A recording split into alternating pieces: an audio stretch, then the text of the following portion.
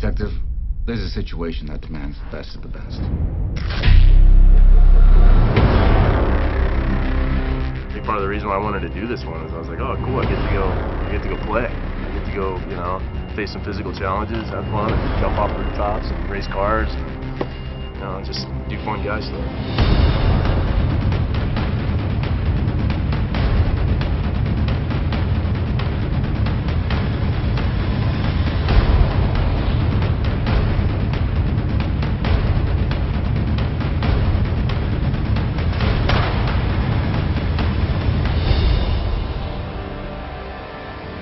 Damien's a cop, undercover cop, cool guy, just have fun, you know, it's into girls, into cars, into guns, good guy.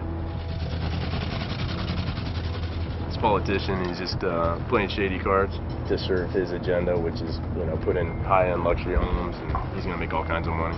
Damien gets set up thinking that he's doing some honorable deed, you know, looking out for the best interest of the community, and then finds out that basically he's been played like a card, and he teams up with this dude, this expat French guy by the name of Lino, and we gotta set the record straight. We've got someone who knows brick mansions. The convict is my partner. I think that Damien and I are somewhere that, yeah, we like running around, we like jumping, we like kicking ass, and it's an action movie, you know, we're here, we're having fun, so.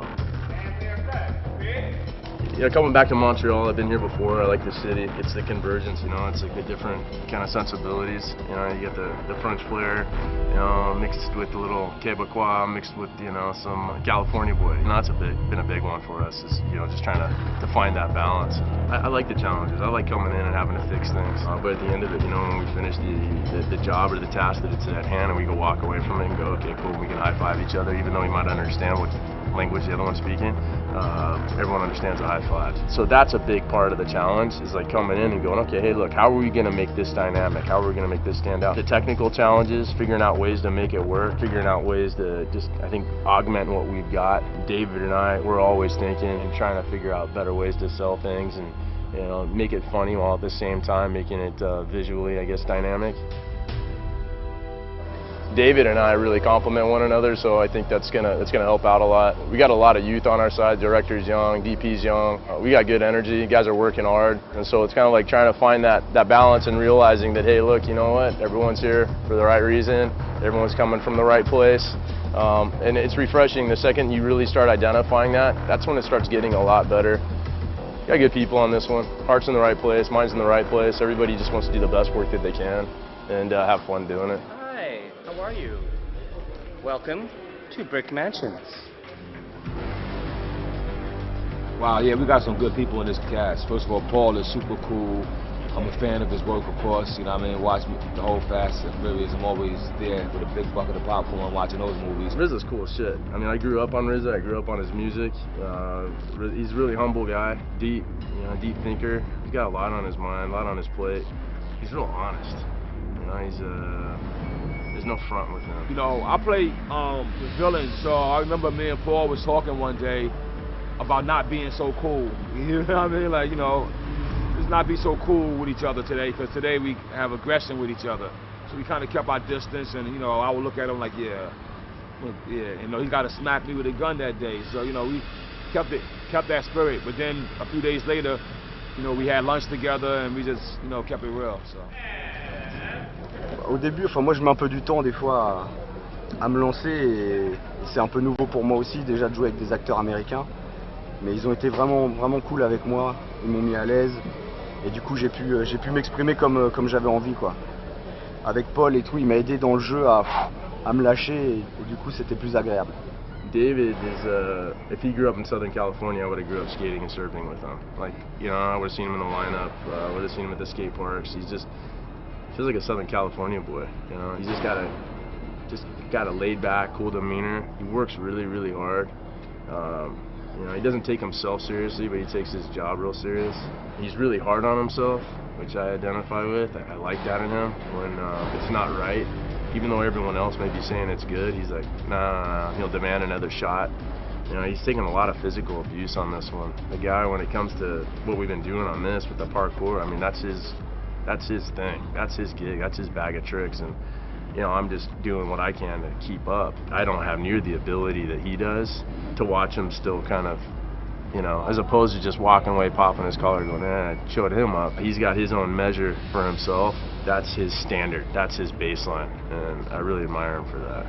Donc là c'est super cool. On fait les crashs, faites le saut.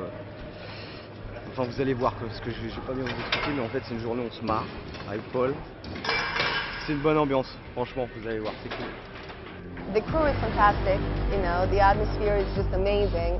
And then of course, you know, working with Paul and David, they're all amazing. The thing that I liked is early on, she just, the words weren't feeling right. She was a little timid to kind of voice up and go, hey, look, you know, I don't really find a flow here. And I said, well, it's not right, so you got to just, you know, make it yours. I feel very, very lucky to be able to work with people like that, you know, that are open to suggestions, and it's not like, yeah, no, you don't know what you're talking about. She's definitely powerful, but she's not abusive, doesn't take advantage of that, you know. She's got the, I mean, just with her physicality alone, I'm sure she's a showstopper, you know. I'm sure that she could pretty much get whatever the hell she wants.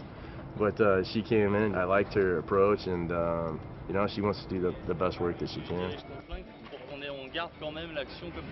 I mean, with Camille, he's, I think what I see with him is, you know, he comes from an editorial background, so for him to see it three-dimensionally as opposed to just on a screen, I think it's been fun for him. I can see his mind kind of working around it, and so his proficiency at being able to do that, I've seen go up exponentially since we've started. He's really confident with his cuts. Like if something doesn't work, he's like, oh, I can cut that later. So with this one, I think that, you know, knowing that we have a director that really knows the editing game as well as Camille does, and to see that that's his confidence, that's when he pops his collar, that's when he starts strutting.